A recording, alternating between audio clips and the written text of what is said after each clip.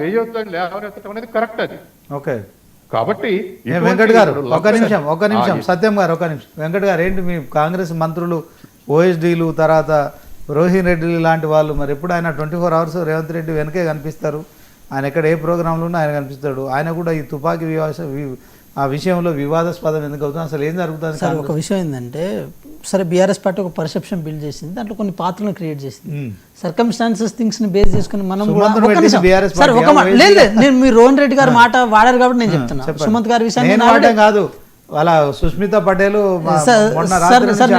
Sir నేను ఏమంటున్నా అంటే, సుమంత్ గారి విషయంలో ఆల్రెడీ మీరు ఫస్ట్ అడిగినప్పుడు నేను క్లారిటీ ఇచ్చేసాను. ఇప్పుడు విషయం ఏంటంటే, రోహన్ రెడ్డి గారి విషయానికి వచ్చినప్పుడు, రోహన్ రెడ్డి గారు ఖైరతాబాద్ డీసీసీ ప్రెసిడెంట్, అదేవిధంగా గౌరవ ముఖ్యమంత్రి గారికి ఎప్పటి నుంచో వారితో విశ్వాసంగా ఉన్న ఒక తమ్ముడు లాంటి వ్యక్తి. సో రోహిన్ రెడ్డి గారి పాత్రని వాళ్ళు క్రియేట్ చేయడం అనగానే ఆల్రెడీ ముఖ్యమంత్రి గారి పక్కన ఉన్నారు కాబట్టి అని చెప్పి ఈరోజు బీఆర్ఎస్ పార్టీ తన సోషల్ మీడియాలో కొన్ని ఛానల్ పేర్లు నేను చెప్పలేను, కానీ దాంట్లో వారే దాన్ని ఒక బిల్డ్ చేసుకుని ముందు వెళ్ళే ప్రయత్నం చేస్తున్నారు. ఒక్క మాట చెప్తున్నా సార్, ఉత్తమ్ కుమార్ రెడ్డి గారు ఏ విషయాన్ని ముఖ్యమంత్రి గారి దగ్గర ప్రస్తావించారు, ఏ విషయాన్ని వాళ్ళు ముందుకు తీసుకెళ్దాం అనుకున్నారు అనే విషయం మీద ఒక క్లారిటీ ఉంది. ఒక పాత్రను దాంట్లో క్రియేట్ చేస్తే ఇప్పుడు గౌరవ ముఖ్యమంత్రి గారి పుయాలి వెంకట్ గారు ఒక ఇన్ఛార్జ్ మంత్రి మీద మరొక జిల్లాకు సంబంధించిన మంత్రిగా ఆమె రెస్పాండ్ అయ్యారు, ఆమె ఆరోపణలు చేస్తున్నారు. సో మంత్రి పొంగులేటి మామూలు వ్యక్తి కాదు, ఆయన రెవెన్యూ మినిస్టరు, ఆయన కూడా సీఎంకి అత్యంత సన్నిహితుడు. ఖమ్మం జిల్లాలో కాంగ్రెస్ పార్టీని ఒంటిచేత్తో గెలిపించిండు. అదే క్రమంలో మరి కొండా సురేఖ కూడా ఏం ఆషామాషి కాదు, ఆమె ఇప్పటికే 2-3 సార్లు మంత్రిగా పనిచేసిన వ్యక్తి.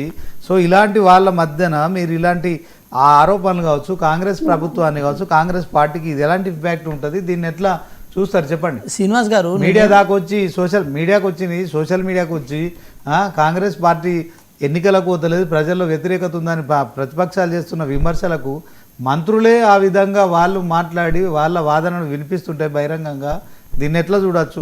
ఇప్పటికే క్రమశిక్షణ సంఘం ముందు కొండ మురళి అటెండ్ అవుతారు, కొండ సురేఖ అటెండ్ అవుతారు. అదే క్రమంలో వీళ్ళు మీనాక్షి నటరాజన్ దగ్గరికి వెళ్ళడం, ఒకవైపు జూబ్లీహిల్స్ ఎన్నికలు ఉన్నాయి. సో దాంట్లో నవీన్ యాదవ్ టికెట్ కోసము ఆయన ఎంత పారాచూట్ లీడర్ అన్నప్పటికీ కూడా సో మొత్తానికి స్థానికుడు అని చెప్పి మీరు టికెట్ ఇచ్చారు. సో మంత్రులు అక్కడ కూడా సౌమ్యానం కోల్పోతున్నారు. పొన్నం ప్రభాకర్ లాంటి వాళ్ళు ఎవరో ఆమె బీఆర్ఎస్ పార్టీకి సంబంధించిన సునీత గారు మరి ఒక మీటింగ్లో ఆమె ఏదో కన్నీళ్ళు పెట్టుకుంటే ఆ కన్నీళ్ళ విషయంలో కూడా కామెంట్ చేయడం, మొత్తానికి మంత్రులు అంతా ఏం చేయాలి? శ్రీనివాస్ గారు నేనేమంటున్నా అంటే 2016లో పాలేరులో ఉప ఎన్నికలు జరుగుతాయి. కేటీఆర్ గారు అక్కడ ప్రచారానికి వస్తారు. వచ్చినప్పుడు సుచరితారెడ్డి గారు అని రామరెడ్డి వెంకటరెడ్డి గారి సతీమణి అక్కడ ఆల్రెడీ సిట్టింగ్ ఎమ్మెల్యే చచ్చిపోతే వారి తరపున వాళ్ళ సతీమణి అక్కడ నిలబెట్టినప్పుడు నేను చెప్తున్నా శ్రీనివాస్ గారు, కేటీఆర్ గారు చాలా అవహేళన చేసి అవమానకరంగా మాట్లాడతారు. ఆ రోజు ఏ కాంగ్రెస్ పార్టీ నాయకులు బయటకు వచ్చి ఆయన ఏది హేళన చేసే సందర్భాలు లేవు. మేము ఒకటే అంటున్నాం శ్రీనివాస్ గారు, మేము ఏమంటున్నాం అంటే సునీతమ్మ తర్వాత మాట్లాడదాం, ముందు ఇది చెప్పండి, మంత్రుల మధ్య ఎందుకు ఇలా నేను చెప్తున్నా శ్రీనివాస్ గారు, గౌరవ పొంగులేటి శ్రీనివాసరెడ్డి గారు ఖమ్మం జిల్లా రాజకీయాల్లో నియోజకవర్గాలకు అతీతంగా ప్రతి గ్రామంలో సుపరిచితమైన పేరు, సేవ పేరుతో ప్రతి గ్రామంలో వాళ్ళ చేసిన మంచి పని ఉంటది. కొండా సురేఖ గారు కాదా ఆ స్థాయిలో? నేను ఒకటే అంటున్నా పొంగులేటి శ్రీనివాసరెడ్డి గారు ఆమె కూడా అంతే కదా. ఒకటే చెప్తున్నా శ్రీనివాస్ గారు, పొంగులేటి శ్రీనివాసరెడ్డి గారి గురించి మీరు అడిగిరు కాబట్టి నేను చెప్తున్నా. పొంగులేటి శ్రీనివాసరెడ్డి గారు ఇక డైరెక్ట్ గా నేను చెప్తున్నా శ్రీనివాస్ గారు, 70 కోట్ల ప్రాజెక్టులో ఇన్వాల్వ్ అయ్యి దానికోసం పనిచేస్తే స్థాయి పొంగులేటి శ్రీనివాసరెడ్డి కాదు, వాళ్ళ కన్స్ట్రక్షన్ కంపెనీది కాదు. నేనేమంటున్నా అలా కాదు శ్రీనివాస్ గారు, 900 కోట్ల రూపాయలు ఆయనకు కాంట్రాక్ట్ ఇచ్చారు, ఆయనకు చెల్లింపులు చేసిరు. నిన్న క్యాబినెట్ లో కూడా అదే అంశంపై హాట్ గా చర్చ జరిగింది. శ్రీనివాస్ గారు నేను ఒకటే అంటున్నా, నేనేమంటున్నా అంటే పొంగులేటి శ్రీనివాసరెడ్డి గారిని మీరు బయట నుండి చూసిన విధానం వేరు, లోపల ఖమ్మం జిల్లా రాజకీయాల్లో పొంగులేటి శ్రీనివాసరెడ్డి గారి విధానం వేరు.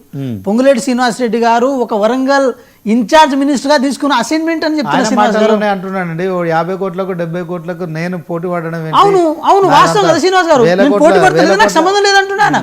ఇంకో మాట కూడా చెప్తున్నా, అదే క్రమంలో పొంగులేటి శ్రీనివాసరెడ్డి గారు ఆయన కంపెనీకి మన ఏదైతే పాలమూరు రంగారెడ్డికి సంబంధించిన దాంట్లో కొడంగల్ ప్రాజెక్ట్ అనుకుంటా, సో 4,000 కోట్ల ప్రాజెక్టు తీసుకోవడం ఎట్లా చూస్తారు? పొంగులేటి శ్రీనివాసరెడ్డి అంటే ఆయన కాంట్రాక్టులు తీసుకుంటున్నారు కనుక మిగతా మంత్రులంతా మాకేం కాంట్రాక్ట్లు వస్తలేవు, డబ్బులు వస్తలేవు అని వాళ్ళు ఫీల్ అయినట్టుగా. నేను ఒకటే చెప్తున్నాను, ఇప్పుడు మన రాజగోపాల్ రెడ్డి గారి కన్స్ట్రక్షన్ కంపెనీ ఉంది, పొంగులేటి శ్రీనివాసరెడ్డి గారి కన్స్ట్రక్షన్ కంపెనీ ఉంది. ఆ కన్స్ట్రక్షన్ కంపెనీలు బీజేపీ పాలిత రాష్ట్రాల్లో కూడా కన్స్ట్రక్షన్ చేస్తుంటాయి. ఏది బీఆర్ఎస్ లో కూడా కన్స్ట్రక్షన్ చేసినాయి, కాంగ్రెస్ లో కూడా కన్స్ట్రక్షన్ చేసినాయి. అంటే కంపెనీ యొక్క ఇంటిగ్రిటీ వేరు శ్రీనివాస్ గారు. అదే విధంగా పొంగులేటి శ్రీనివాసరెడ్డి గారి ఇంటిగ్రిటీ వేరు. ఒక రాజకీయ నేతగా, ఒక చతురత కలిగిన వ్యక్తిగా, ప్రజల దగ్గర ప్రజల మనిషిగా ఒక మంచి పేరు సంపాదించుకున్నారు. మీరు ఇప్పటికీ చూడండి, ఒకసారి ఖమ్మం జిల్లా రాజకీయాలకు వెళ్ళండి. పొంగులేటి శ్రీనివాసరెడ్డి గారి యొక్క పొంగులేటి శ్రీనివాసరెడ్డి గారి యొక్క లీడర్షిప్ ఎట్లుంటుందో మనం అర్థం చేసుకోవచ్చు. ఒక్క నిమిషం వెంకట్ గారు. సో ఒకసారి మరి కర్ణె అరవింద్ గారితో మాట్లాడదాం, బీఆర్ఎస్ పార్టీ నాయకులు. అరవింద్ గారు, గుడ్ మార్నింగ్ అండి. Sir good morning sir. ఎట్లా చూస్తారండి మొత్తానికి కాంగ్రెస్ ప్రభుత్వంలో మంత్రులు చేస్తున్న కామెంట్స్ కావచ్చు, సో దాంట్లో రోహిన్ రెడ్డి తర్వాత ఓఎస్డి సుమంత్ వీళ్ళు